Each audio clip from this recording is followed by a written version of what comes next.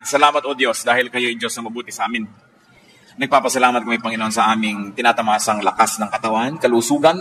Salamat sapagkat kami ay binibigyan mo ng kakayahan na makagawa ng maraming bagay. Salamat sa maraming mga opportunities, O God, to enjoy life, to have happiness, and even to have pleasures in this life that are not against your will, O God. Salamat po sapagkat binibigyan nyo kami ng mga ideya, mga inspirasyon, karunungan, husay. Napakarami namin ipagpasalamat sa iyo, O Diyos. Salamat po sa kaligtasan ng aming kaluluwa. Salamat po sa pag-iingat niyo sa amin laban sa masasamang tao at masasamang espiritu.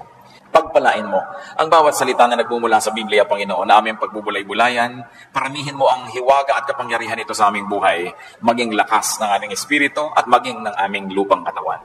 So, Father, may you give us wisdom to put into practice your wisdom that we will hear. Be the speaker. We are confident that you hear this prayer as we ask in the name of Jesus Christ, our Lord, our Savior, and our friend. Ang buhay po na ito, napakaraming dapat gawin.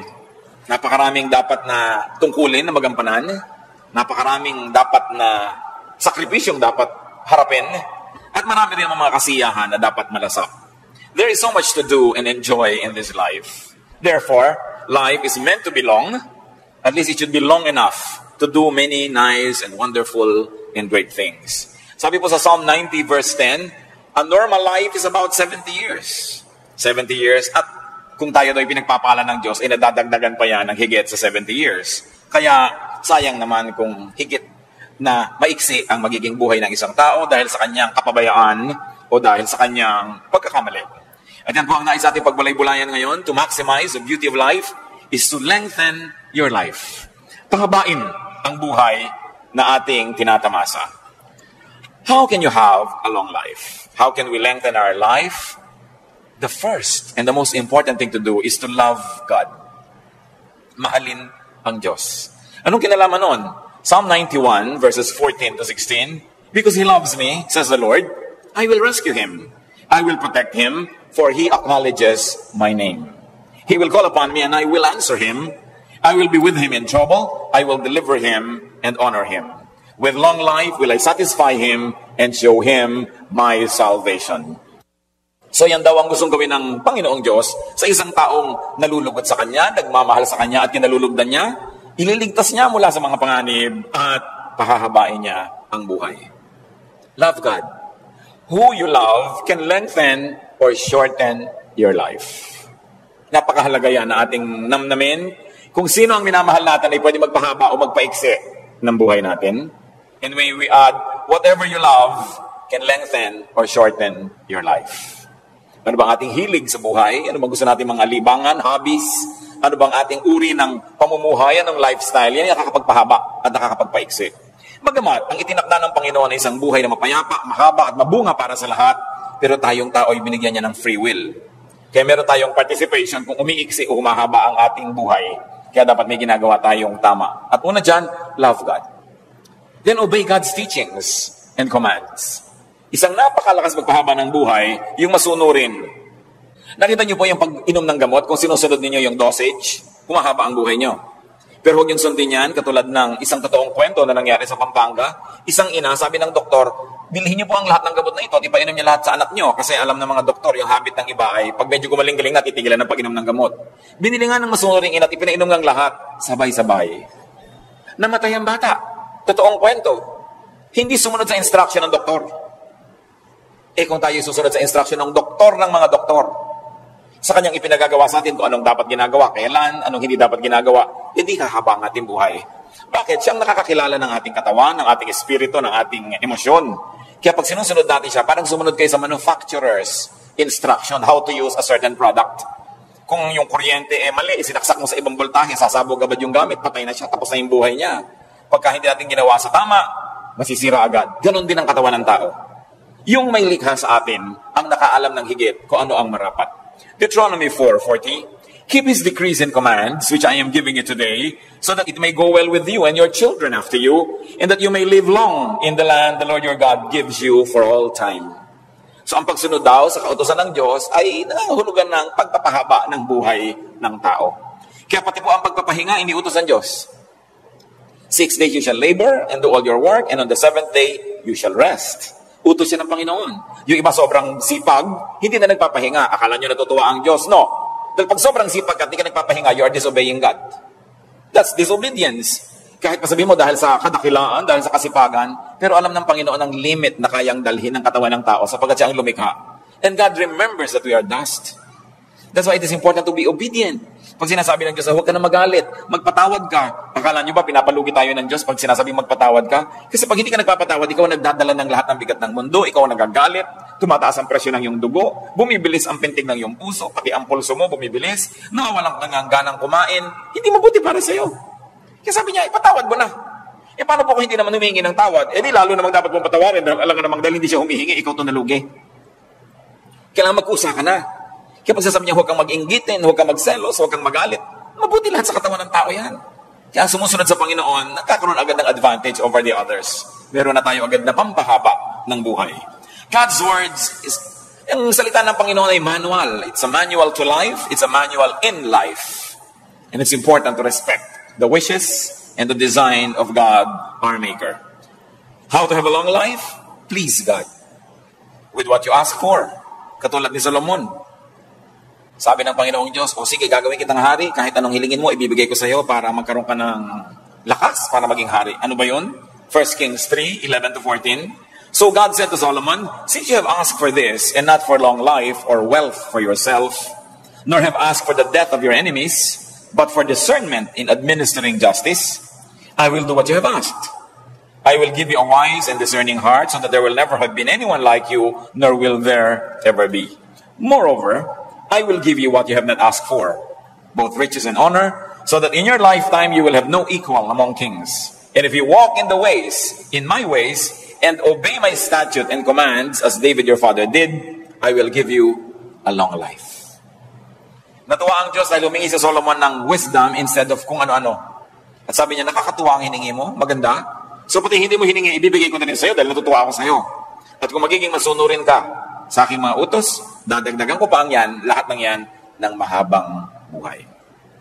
Huwag po tayo magbadaling mamatay, yung mag to die is gain. No? Nung sinabi ni Paul yun, matanda na siya. No? Hindi naman siya teenager na sinasabi niya, to die is gain. Matanda na rin, talagang pwede na gumraduate. No? Nagawa na niya ang mga dapat niyang gawin. At saka siguro, dahil sa sidhi ng pag-ibig niya sa Diyos, talagang hindi na bali sa kanyang mamatay. Pero, life is the primary duty of life. Nilikha tayo ng Diyos, hindi para asamin na mamatay tayo at pumunta sa langit. Nilikha ng Diyos ang buhay, ipinagkatiwala sa tao para kanyang ingatan at ipamuhay ng lubos at ganap. At kung natapos na yun, next chapter, heaven naman. Pero heaven can wait. Hindi mo kailangang apurahin yan. Kasi may ipinagagawa ang tao. Sabi, we were created in Christ Jesus to do good works. So isa itinakdang panahon ng Diyos sa buhay ng tao, meron siyang dapat ma-accomplish. Kaya hindi dapat asamin na gumraduate agad. Dahil meron siyang pwedeng magawa na dito lang sa lupa pwedeng gawin at hindi na sa kabilang buhay. So Proverbs 2:16, long life is her right hand, meaning wisdom's right hand. In her left hand are riches and honor. So ito ang kalooban ng Diyos sa tao. Long life, riches, honor. Hindi short life, hindi poverty, hindi dishonor. Akala ng iba pag naghihirap sila ay kinalulugod ng Diyos. Gusto ng Diyos maayos ang buhay. Kaya nga itinuturo niya, 6 days you shall work. Pagka naman 6 days ka talaga nag-work, bakit naman magugutom? Kung 6 days ka na nag-work. Isasabihin nyo, bakit po ako 7 days na nag-work, gutom pa rin. Siguro marami kang pakain. No? Maraming hindi nag-work sa'yo umaasa. So, kung ang lahat gagawin ang inuutos ng Diyos, wala dapat nagugutom na tao. Pwedeng hindi kayo maman, pero hindi pwede maging mahirap. Kung ikaw lang nagtatrabaho, tapos wala kang pasanin sa buhay, hindi isang katerbang mga kapatid mo, mga kamag-anak, mag-aasawa ng maaga, pati gatas ng anak niya, iaasa sa'yo, talagang kahit 8 days a week, kulang sa'yo. Why? Because the others are not obeying God. Ang utos, the 6 days you shall labor, inutos yan sa lahat. Hindi lang dun sa mangilan-ngilan ng miyembro na ating pamilya. Kaya nagkakaroon ng sobrang paghihirap dahil ang daming umaasa sa kaisa-isang masipag o nagtatrabaho. Pero ang kalooban ng Diyos, riches, honor, wisdom. Kaya merong mahirap, kalooban po ng Diyos. O hindi ka nilikha ng Diyos para sadistahin at kawawain. Inilikha ng Diyos ang napakaraming papaya para ma-afford ng lahat na magkaroon. Ba't hindi nakakakain yung iba? Kasi nga may inequity. May inequality in terms not only of wealth distribution but also in distribution of labor. Pero ang lahat ng yan, napakaraming pagkain ng mundo, maraming nasasayang lang nga eh. Hindi nilikhaan ng Diyos ang tao para mahirapan. Ecclesiastes 2:26, to the man who pleases Him, God gives wisdom, knowledge, and happiness. So ang buhay din para maging masaya tayo. Huwag kayong mag-guilty. No, kung kayo religious, dapat malungkot. But to the sinner, He gives the task of gathering and storing up wealth to hand it over to the one who pleases God. You want to have a good life? Unahin ninyo, please God. Pag natutuwa sa inyo ang Diyos, sinong pwedeng pumigil sa Kanya na pagpalain kayo? Sino? Sagot siyempre, wala. Ngayon, kung hindi natutuwa sa inyo ang Diyos, sinong pwedeng pumilit sa Kanya na pagpalain kayo? Wala rin. So dapat ang ating layunin to please God. Because with God, nothing is impossible. Pag inuuna natin na siya ibigyan ng kasiyahan, paano ba naman nabigyan niya tayo ng mga bonus sa buhay? Na siya rin naman ang may kagustuhan na tamasahin natin. God doesn't have to be convinced to be good because God is good. Naturally good. Hindi natin kailangan na ang Diyos ay himukin na bigyan tayo ng pagkain sapagkat nilikha niya ang lahat para kainin ng tao. Hindi niya kailangan nating himukin ang Diyos na gawan tayo ng mabuti dahil ang Diyos ay mabuti. So pag hindi yun ang nangyayari sa ating buhay, may mali. May mali sa formula ng ating pamumuhay, ng ating lifestyle, o kaya sa lifestyle ng mga taong sobrang lapit sa atin, na kahit anong pagtatama na ginagawa natin sa ating buhay, minamali nilang pilit, nadadamay tayo. Siyempre, damay-damay. Kaya napakahalagang itinutuwid, hindi lang ating sarili, maging ang ating lipunan, maging ang ating environment. How else does one have a long life? Honor and obey your parents. Lalong-lalo na sa mga young people. Exodus 20 verse 12, honor your father and your mother, so that you may live long in the land the Lord your God is giving you. This commandment about honoring one's father and mother is very interesting and very unique, because among all the commands given in Exodus chapter 20, this is the only one that goes with the promise. Yung iba command lang, you shall not kill, you shall not commit adultery, you shall not do this, you shall not do that. Pero ito, honor your father and your mother, and when you obey it, the Lord will reward you with a long life. Mga kabataan, lalo na yung mga wala pang asawa, kung pipili kayo ng mapapangasawa, isa ang unahin ninyong tingnan, kung mabuti siyang anak. Yun. Hindi kung 36, 26, 36, dahil after 10 years, 36, 36, 36 na yan. Baka 42, 42, 42 pa. Napakadaling mawala ng ganda. Kahit marunong, nabagok lang yan na amnesia, wala na rin niyang alam. No? Pero ang pinangakuan ng Diyos, yung mabuti sa magulang. Yun ang pinangakuan niya ng pagpapala. Gusto niya na magiging matahimik na buhay, magiging magandang ama o ina ng inyong magiging anak, tingnan niyo muna kung mabuting anak. Kung pabalang-balang sumagot sa magulang niya, tapos pagkakaharap ka, akala mo bulaklak na hindi makalabit, naku, arte lang yan. Kung ang sariling magulang na pinagmulan niya ay kanyang susuwailin at di niya gagawa ng mabuti, makakaasa ka ba na magiging mabuti sa'yo yan? Titingnan ninyo kung mabuting anak. Yun ang una ninyo titingnan. Kasi may pangako ang Diyos sa mga mabubuting anak. At madadamay kayo doon. Kung siya hindi mabuti, damay kayo. Kung siya mabuti, kasali rin kayo sa pagpapala dahil magiging kabiyak niyo sa buhay. Ephesians 6:2-3, honor your father and mother, which is the first commandment with a promise that it may go well with you and that you may enjoy long life on the earth. Bakit nakakapagpahaba ng buhay ang masunurin sa magulang? Dahil sino ba namang magulang magsasabi, anak, eto, mag-smoke ka na. No? O ito, maglasing ka na anak, ito, drugs, ibidili kita. Huwag kang pumasok, umabsent ka, magpuyat ka. Sumali ka sa mga dangerous games, anak, maganda yan. Di ba? Magpagabi ka, hanggang kagabi-gabihan na sa kalsada. Sinong magulang ang magsasabi niyan? Di ba ang magulang lalo kang inilalayo sa panganib? Kaya pag masunurin ka, 1/2 na ng panganib natanggal sa buhay mo. Dahil sino bang magulang ang magsusuong sa'yo sa panganib, liban na lang meron siyang mental illness. So, sumusunod ka pa lang, practically speaking, lumalayo ka na sa maraming gulo. Meron pang hindi lang practical, yung beyond practical, yung natuwaan Diyos sa'yo. Kaya lalo kang pinagpapala. Parental teaching is next to God's word in sincerity, in concern, and in wisdom. Ang tunay na matalinong anak, susunod sa magulang. At kung nalilito siya, kalooban niya o kalooban ng magulang, dahil bata pa siya, pagtiwalaan niya ang kalooban ng magulang. Liban na lang certified talaga ng National Mental Hospital na yung nanay mo hindi pwedeng magpasya, ano? Pero mga young people, pag nalilito kayo, obey your parents. Lalo may track record sila na tunay naman nagmamahal sa inyo kasi wala yung gugustuhin na masama para sa inyo. You want a long life, avoid dishonest gain. Iwasang manggancho at mang 1, 2, 3 ng kapwa dahil nagagalit ang Diyos sa mga nang lalamang. Deuteronomy 25:15-16, you must have accurate and honest weights and measures so that you may live long in the land the Lord your God is giving you. For the Lord your God detests anyone who does these things, anyone who deals dishonestly. So, ang unang ipinapakita ditong halimbawa, yung mga nagtitinda sa palengke, o kaya ay namimili ng mga produkto na kailangan timbangin o sukatin, sabi, gusto nyo humaba ang buhay nyo, kailangan patas ang inyong mga timbangan, hindi may mga daya, no? Ang inyong mga pagsukat, tama. Sapagkat makadaya man kayo ng tao, hindi nyo naman kayang dayain ng Diyos na nakamata sa lahat ng transaksyon. Sabi niya, binibigyan niya na mahabang buhay yung nakakalugdan niya. Gusto nyo humaba ang buhay nyo, huwag kayong mandaya ng kapwa. Sasabihin nyo, bakit yung isa namin nakakilala ang daya-daya, humaba ang buhay? Pwede yon, pero ano naman yung quality of life? Kung minsan ang dami mong dinaya at lahat ng inipon mo, gagamitin mo lang sa isang pagpapagamot na isang grabing sakit na ubus na yun, marami pang galit sa'yo. At bakit umiiksi ang buhay ng mga mandaraya? Paano kung nalaman ng taong dinaya mo siya at binalik ang kat, tinagakabigla? Umiiksi talaga ang buhay mo. Dahil humahanap ka ng gulo pag nandadaya ka. Alam nyo, kung ang lahat lang ng tao susundin ang salita ng Diyos, tahimik ang mundo. No? Peace on earth. Hindi mo kailangan ng Miss Universe para magka-peace on earth. Susunod ka lang talaga sa Diyos. Proverbs 28:16, he who hates ill-gotten gain will enjoy a long life.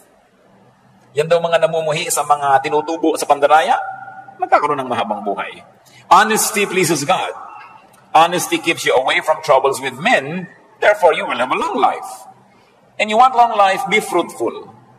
Produced, honest gain.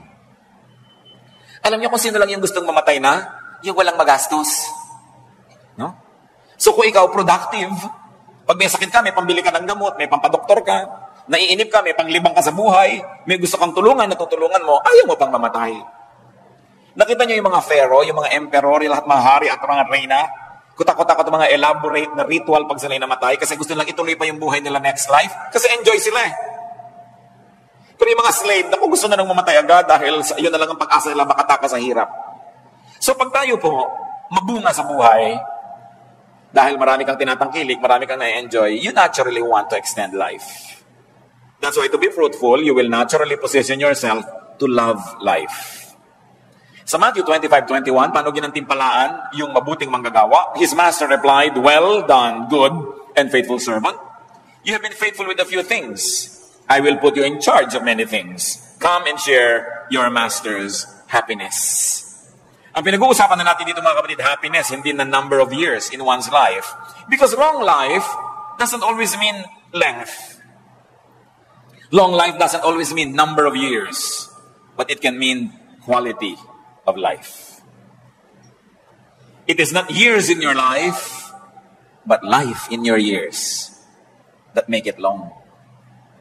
So kung masarap ang buhay mo, high quality ang buhay mo, daig mo pa ang nagkaroon ng mahabang buhay kahit hindi yun masyadong mahaba. Kasi nalasap mo ang dapat malasap, naabot mo ang dapat abutin, naakyat mo ang dapat akyatin, nakain mo ang dapat kainin, natikman mo ang dapat tikman, you have lived a full life. And of course, the fruitful person will naturally enjoy a higher quality of life. So tayong mga anak ng Diyos, huwag kayong makontentong basta buhay. Kailangan namumunga.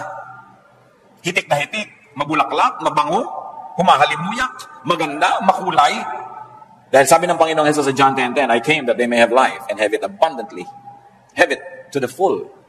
A great, wonderful, and beautiful life. You want a long life? Live peaceably. Live peacefully. Titus 3:2 remind the people to be peaceable. Huwag palaaway. Gano'ng karaming tao ang palaaway na agad-agad na putol ang buhay. Interrupted ang life nila because they cross paths with another equally troublesome person.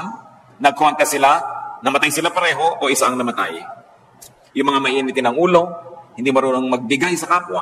Lagi nang nagagalit, nagkahari-harian, naghahanap ito na umiksi ang kanyang buhay. It's important to clear and unclutter your mind, to unburden and rest your mind, to have a long life. Kaya ang utos sa Philippians 4:6-7, do not be anxious about anything. And the peace of God, which transcends all understanding, will guard your hearts and your minds in Christ Jesus. Huwag daw tayo maging warrior. Because when you always worry, you don't change the situation, but you make yourself miserable. Pag lagi pong nag-aalala ang tao, lagi nag-iisip, laging namamroblema, hindi naman niya talaga nalulutas yung tunay na problema, nadadagdagan pa dahil siya nasisira ang kalusugan. So sabi, ipanalangin mo. With prayers and supplications, bring your request to God. That's what the Bible says. And then, leave it up to God and live as quietly and as peacefully as you can. Walang kwenta yung natutulog ka pero ang babaw ng tulog mo dahil baka merong sumakal sa'yo o nagagalit ka, baka may pumatay sa'yo. Walang kwenta yung naglalakad ka sa neighborhood nyo, iniisip mo baka biglang may subaksak sa'yo dyan dahil marami kang kaaway. O kaya iniisip mo baka merong gumawa ng masama sa'yo dahil marami kang atraso sa iyong kapwa. So maganda na yung payapa, tahimik ang buhay. At lagi kong inuulit-ulit, kung talagang mahilig kayo makipag-away, humanap kayo ng kalaban sa Kenya, o sa Madagascar, o kaya sa Lake Titicaca. Pero yung kaaway nyo, yung kapitbahay nyo, napakalaking kamalian niya dahil ang lapit-lapit, pwede kayo laging saktan, guluhin, hindi kayo kawawa. Lalong-lalo yung nakikipag-away sa kasambahay, hindi humahanap kayo ng napakalapit na problema kasi kasambahay nyo nakakasalubong nyo sa pinto. Tapos pag naunahan ka sa banyo, ang takal-takal nyo sa loob dahil sinasadista ka, hirap na hirap ka, i-exit talaga ang iyong buhay. Huwag na kayo maging banal, maging matalino na lang kayo, huwag kayo makikipag-away sa kasambahay. Lalo yung mag-asawa, magka-away kayo, tapos iisa ang hihigan yung kwarto, isang kama, napakahirap gawin yan sa buhay. Ang nakakapagtaka, ba't ang daming tao ang kaaway yung kasambahay, yung kapitbahay, yung malapit, and you are within their reach, and they can give you trouble. And you can make their life miserable, and they can make yours miserable as well. So be good, be godly, don't quarrel. But if you cannot be godly, at least be wise. You don't want trouble to come from very near, because you are very, very vulnerable. Live peaceably. Ang walang atraso, tahimik ang buhay. Lengthen your life, live healthfully. At usong-uso na niya ngayon. Ang dami-daming spa, lahat gustong magpa-foot detox. Ang lahat ay umiinom ng mga herbs at kung ano-ano. Kasi gusto ng taong lumusog. Nag-gym, nag-exercise, kung ano pinagagagawa sa buhay. Dahil gusto ng tao ngayon, alam nyo, habaan ng buhay. Dahil kahit pa nga tayo reklamo ng reklamo, ang totoo ay masarap ang buhay. Kung hindi ba naman masarap yan, dahil gusto mong panghabaan. No? So hindi dapat reklamo ng reklamo ang tao and live healthfully. Take care of your body. Your body is the temple of the Holy Spirit. And if that doesn't appeal to you, at least think that your body is the only temple of your own spirit. Kapag yung temple mo, sira-sira, giba-giba, ano mangyayari sa sarili mong spirituality? Your body is the only physical seat of your life. Nakita nyo, pag bumigay na ang katawan, tapos na ang lahat. Tapos na ang mga pangarap, tapos na ang mga inaasahan, tapos na ang excitement. Pagka ang tiyan ayaw na mag-digest o ayaw tumanggap ng pagkain, wala nang appeal ang lahat ng pagkain. No? Wala nang kahulugan ng anumang bagay. Anong kahulugan ng mga kulay? Anong kahulugan ng magagandang hugi sa isang nabulag? Anong kahulugan ng lahat ng tunog sa isang bingi? So anong kahulugan ng ganda ng mga tanawin kung napakasakit ng nararamdaman mo sa loob ng iyong mga buto? Baliwala. Kaya ang tao pinapahalagahan niya ang kanyang katawan kasi doon lang siya pwedeng makikonekta with the physical world. Your spirit cannot connect with the physical world. It has to be your stomach, your eyes, your ears, your skin. They are the only ones created and equipped by God to perceive, to understand, and to interact with the natural world. So kailangan inaalagaan mo yung katawan. Isa dyan, napakasimpleng remedyo mga kapatid. Drink lots of water. Water is life. Kaya nga pati ang Panginoong Hesus tinawag na, I am the living water. Ganun ang kahulugan ng tubig sa buhay. Pati si Elijah, isang propeta na gusto nang mamatay dahil napagod sobra. 1 Kings 19:6, he looked around and there by his head was a jar of water. He drank. And you know what happened after he slept? He became strong again. He got revived. Napakahalaga ng tubig. And most people, at least 85% of people, are dehydrated. We don't drink enough water.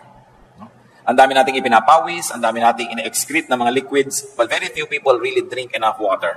Si Daniel, no, at ang kanyang mga kaibigan na Shadrach, Meshach, and Abednego, sila yung mga royal boys sa Judah, sa Israel, pero nung sila yung naging mga bihag sa kaharian ni Nebuchadnezzar, pinapakain sila ng king's food, pinapainom ng king's wine, they refused.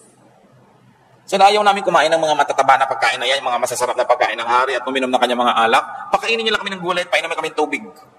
Sabi nung nagbabantay sa kanila, dahil mga prinsipe naman sila, mahalaga rin sila, aba, mapapahamak ako pagka nakita kayo ng hina.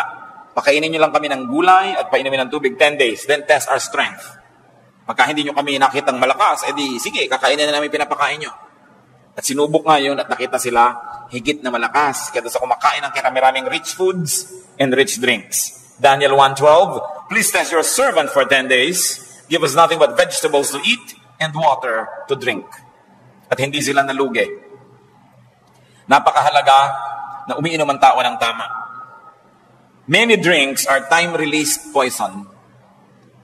Sa mga hapagkainan, nakikita mo kung minsan kung anong pinapainom ng host, hindi mabuti sa tao. Although masarap sa bibig, masarap ang lasa. Masarap hanggang dito lang sa dila. Paglampas sa lalamunan, laso na. Kaya kailangan sinusuri ng tao at inuuri kung ano ang kanyang pinag-iinom sa buhay. Yung mga tubig na kinulayan ng mga madidilim na kulay, nilagyan ng isang katerbang asukal, ang mahal-mahal pa, nakakabuti ba yan sa tao? Eat lots of clean vegetables, but drinks lots of water. So eat lots of vegetables and green leaves. Ganyan ang nakita natin halimbawa sa Biblia. Ang Panginoong Diyos, nung nilikha niya si Adan at si Eva, at tinuruan niya ng kung anong pwedeng kainin, anong sabi niya? All the fruits here you may eat. Right? Except one. So ang tunay na original na kagustuhan ng Diyos sa kainin ng tao, bungang kahoy. Hindi sinabing, yung ahas, kainin ninyo, yung ibon, kainin ninyo. Hindi, later lang nangyari yun. Pero yung unang-unang sinabi ng Diyos, ito, you are free to eat any of the fruits. Ibig sabihin, it comes from the plant kingdom, yung food ng tao, not from the animal kingdom. Noon lamang ang tao ay bumagsak na nagkasala, doon yung naisipang unang kainin, no? Yung mga, kung ano-ano. Daniel 1:15-16, at the end of 10 days, they looked healthier and better nourished than any of the young men who ate the royal food. So the guard took away their choice food and the wine they were to drink and gave them vegetables instead. Ang sarap-sarap sigurong maging mahilig ka sa gulay. No? I was talking to one Chinese health practitioner. Sabi niya, you want a healthy life? Sabi niya ganon, 1:4. 1 portion meat to every 3 parts vegetable. No? Sabi ganon. At most, sabi niya ganon. Dapat 1 portion. 25% lang. Hindi yung puro karne, tapos wala kang kagulay-gulay na kinakain. Diba? Pumunta na siya, tapos kinain mo pa lahat, ang bituka, ang dugo, ang lungs, ng hayop. Kinain mo na lahat, wala kang nang pinalampas. No? So, ano nangyari? Kaya ipinagbabawal sa Biblia rin yung pagkain ng dugo. Di ba pag gusto nyo malaman kung may sakit kayo, anong gagawin sa inyo? Blood test. Kasi nasa dugo yung sakit. Tapos yung kakainin mo. No? Hindi naman natin sasabing, huwag mong gawin yan. We have liberty to make a choice. Pero isip-isipin mo naman ang pinagagagawa natin sa buhay. Ezekiel 47:12, fruit trees of all kinds will grow on both banks of the river. Their leaves will not wither, nor will their fruit fail. Their fruit will serve for food, and their leaves for healing. Nakita niyo yung itinasabi na mangyayari na bagong buhay, bagong mundo, bagong paraiso ng tao? Sabi ko na, ang kakainin muli, prutas. Paano ka magkakaibiganin ng cobra kung gusto mo siyang iihaw? No? Paano ka naman magiging kaibigan ng mga hayop kung gusto mo siyang gawing pork chop? No? So, hindi magiging tahimik ang buhay mo. So, sabi niya, leaves for healing. So, nasa dahon ang mga pagpapagaling sa tao. You want to be literal? Think herbal. No? Na talagang nasa mga dahon, napakasarap na kinakain mo yung mga green leafy vegetables. Grade 2 pa tayo, tinuturo na yan na eat green leafy vegetables. No? Pero yung bang ginagawa natin sa buhay? And when you have to fast correctly. May tao po nag-fast, ginaya si Jesus 40 days, namatay. Sabi Diyos ko, bakit ko ako namatay? Ba't mo ginagaya si Jesus? Si Jesus ka ba? Diba? Hindi ka ba pinag-fast ng 40 days Di papako ka na rin, gayahin mo na siya ng lubos. No? So, sabi sa Matthew 6:16-18, when you fast, do not look somber as the hypocrites do. Put oil on your head and wash your face, so that it will not be obvious to men that you are fasting. In other words, there's a correct way to fast. And there's an incorrect way. So kung talagang convinced ka na magpa-fast, at least get medical advice. Kakayanin ba ng katawan mo yan? Makakabuti ba? Kasi up to a point, it's really good to fast because your body uses your stored energy. Sabi po nila, pag kumain ng tao sa gabi at natulog na siya, titigil ang buong metabolism, so lahat ng kinain niya magiging taba. No? Dahil hindi naman nagamit Kaya yung iba gusto nila talaga, no eating after 6. Kasi sabi nila, it takes 3 hours to fully digest food. So pagkakain mo, dapat 3 hours ka pang gising bago ka matulog. Pero kung matutulog ka na mamaya, kumain ka pa sa katerba, magiging taba lang yun. Hindi mo magagamit. Yung after 6. Yung iba naman, ang dieta nila, after 6 courses. Tsaka pa lang sila titigil.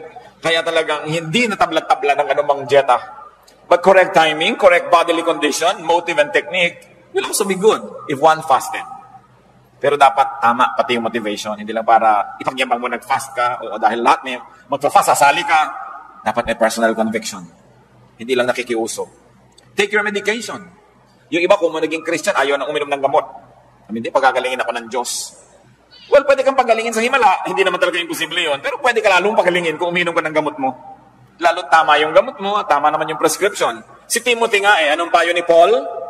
Dahil hindi matagal-tagal ang kanyang sakit ng tiyan, 1 Timothy 5:23, stop drinking only water and use a little wine because of your stomach and your frequent illnesses. So nagpayo si Paul na huwag lang tubig ang inumin, uminom daw ng wine. Alam niyo naman ang wine kasi cleaner than water in many parts of the world, especially during the ancient times. So sabi niya, huwag ka na lang inom ng mga tubig may mga butete, mga tubig na may mga nakatirang palaka, etc., etc. Dahil kaya hindi ka na gumaling-galing. Uminom ka na lang ng wine at tanggalin mo yung arte mo na Christian kahit ikaw umiinom niya. Dahil inang makakabuti sa iyo sa kayong kalagayan ngayon. No? So yung mga tao rin, pinaresetahan tayo ng gamot. Kung sa palagay nyo makakabuti sa inyo at ang nagreseta sa inyo ay kapanipaniwala, bakit hindi? Bakit nyo papaghihimalain ng Diyos samantalang pag ininom niya yung gamot gagaling na kayo? Di mas madali, di ba? So, do what is easier. Use plants for medication, by the way. Isaiah 38:21, Isaiah had said, prepare a poultice of figs and apply it to the boil and he will recover. So sabi ko noon, pag samasamahin ninyo yung mga dahon-dahon, mga halaman, at pagkatapos ay durug-durugin ninyo at itapal ninyo sa inyong mga mikikekwek para kayo gumaling. So huwag niyong nilalait-lait yung mga damo-damo, mga herbs, kasi maging yung si Isaiah, ayan, herbularyo. Huwag lang may mga bulong-bulong, no? Yung mga leaves and roots. Kasi inilagay na ng Diyos sa halaman, lahat ng kailangan nating nutrient, lahat ng kailangan nating gamot, lahat ng kailangan nating katawan. Kumisa nga, hindi mo na kailangan yung mga artificial western medicines, no? Kung alam mo lang ang herb na yung dapat gamitin. Pero ano ginagawa ng marami, nilalait-lait nila yung traditional herbal science ng kanilang lahi. Then they abandon all of these natural healing elements at ang gusto nila puro Western medicine. Well, Western medicine works. But up to a point, because of the specialist orientation ng Western medicine, kung ginagamot ko yung puso, tatambakan kita ng kung ano-anong gamot at wala akong pakialam kung nagka-problema ang kidney mo. Diba? Kasi puso mo ang pinapagaling ko. Kasi sa Western medicine, kapra-kapraso, bahagi, hindi sila holistic, no? Hindi katulad ng Eastern medicine, even Philippine, Chinese, traditional Asian medicine, buong katawan ng tao kasama sa iniisip, hindi lang yung parte-parte. Kaya ang masama kumisan, pag sobra kang dependent sa Western medicine, gumaling nga yung original sakit mo, pero may komplikasyon sa ibang bahagi. No? Kasi, para kang may ipis sa noo, binaril yung ipis, patay yung ipis, butas ang noo mo. Maraming ganon din yung mga kuminsan nagkikimo, kuminsan ay nagra-radiation, yung original complaint, nalulutas for a while, pero may ibang komplikasyon na nangyayari sa iyong katawan. Kaya dapat nag-iisip na rin ang tao, alin ba ang mabuti. Sapagkat hindi natin kailangan umalis sa Biblia para maghanap ng ganito mga halimbawa. Kitang-kita natin, pati ang kanilang pagpapalakas sa kanilang katawan. So do not belittle herbology, do not belittle the traditional use of herbs, except that it must be done in the right way, and of course, in a hygienic procedure. Live healthfully, have enough rest and sleep. Tulad po ng binanggit natin kanina. May hangganan ang kaya ng katawan ng tao. At ang taong makadiyos, igagalang niya yung hangganan na yon. Don't burn your candle at both ends. Kailangan, meron talagang pahinga. 1 Kings 19:4-5, referring to Elijah, he came to a broom tree, sat down under it, and prayed that he might die. I have had enough, Lord, he said, take my life. I'm no better than my ancestors. Then he lay down under the tree and fell asleep. Sa bigat ng mga problema na dumating sa buhay ni Elijah, maging siya na napakadakilang propeta ay ginusto ng mamatay. Pero nung siya ay nakapamahinga, nakainom ng tubig, nakakain ng konting tinapay, na iba ang kanyang orientasyon, lumakas ang katawan at gusto na naman niyang mabuhay. Hindi ko alam kung may kasama tayo dito na kumisan gusto na mamatay. Pero nawa, wala. Pero kung meron, baguhin niyo lang chemistry ng blood niyo, may iba yan. Ibahin niyo lang. Kumain kayo ng halo-halo. No? Magnat-ngat kayo ng panotsa. Kumain kayo ng pulot. Eat anything that gives you energy. Baka sa ilang sandali lang, sabi mo kanina, Lord, gusto ko nang mamatay. Nung makakais mo, Lord, joke only. Kung kayo'y parang nagnanais mamatay, sobra kayong depressed, kumain kayo ng kung ano. Kailangang baguhin nyo ang chemistry na inyong blood dahil maiiba ang andar na inyong utak. Importante yon. So kung meron sa inyo, tandaan nyo yan. Ano? Kung ano man yun, lalo yung gusto nyong kainin ninyo. Halimbawa, baling tumaba na kayo ng konti, isang araw lang naman, isang kain. Pero, when you are depressed, remember this. If you're going to remember this whole night, remember this only for this one thing. If you're depressed, change your body chemistry. Change it. Immediately eat something that you probably haven't eaten in a long time. Kahit ayaw ng katawan mo, kainin mo siya. Pag naiba ang body chemistry, maiba ang takbo ng iyong utak. Take it from Elijah. And rest. Kailangan ng pahinga. Long life means happiness. But remember this, happiness can also mean long life. Lengthen your life with happiness. Maraming problema ang mundo. Bakit kayo laging nanonood ng dramang malungkot? Bakit? Tigilan ninyo ang panonood ng malulungkot na drama dahil pinapalungkot lang kayo. Bakit kayo magpapalungkot ng sarili? Bakit hindi kayo magbaril sa sarili? Mas mabilis. Kita nyo ang Pilipinas, kaya ang dami-dami sa buhay na gulo, away-away ng mga kamag-anak, mga aliliit na bagay, awayan sa churches. Kasi pinagpapanood ng drama, sampalan ng sampalan, awayan ng awayan. Iisa lang naman ang formula, hindi niya anak ito, yun ang anak talaga, mamaya, isa lang nakakaalam, papahabain yung kwento, nagpapaulol naman kayo sa mga kwentong ito. It's a waste of time. No? Walang mabuting maidudulot sa ating lipunan ng panonood ng mga ganyang drama.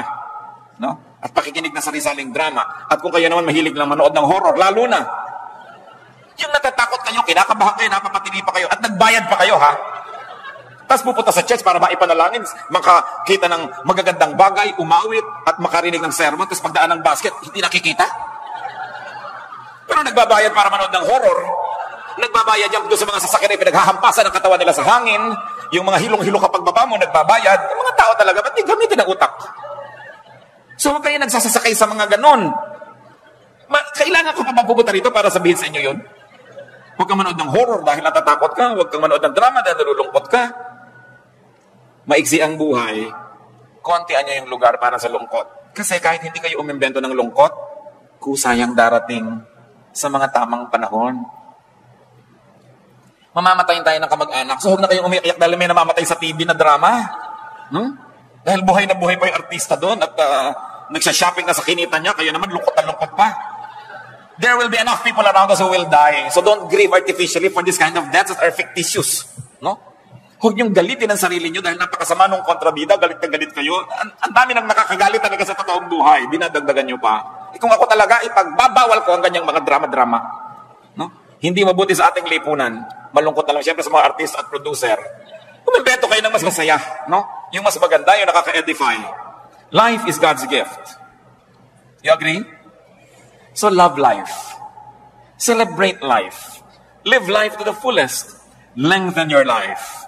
And if I may end in this, brothers and sisters, help other people lengthen their own lives.